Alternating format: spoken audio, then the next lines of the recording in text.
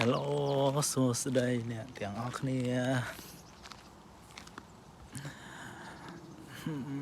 អបសុកណានៅស្រុកគេអត់មានការងារធ្វើទេថ្ងៃនេះ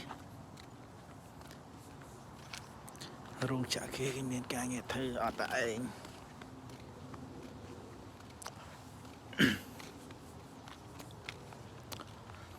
ឌីលចូលបារូបអូនចោលបងសាហវតាបុរងក្នុងមុខកាតា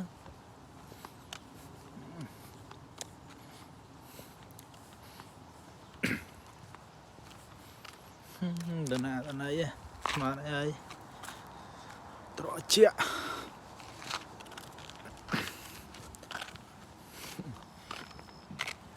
ដល់មកត្រជាក់ស្មានតែចាប់ដើមត្រជាក់ទៀតហើយ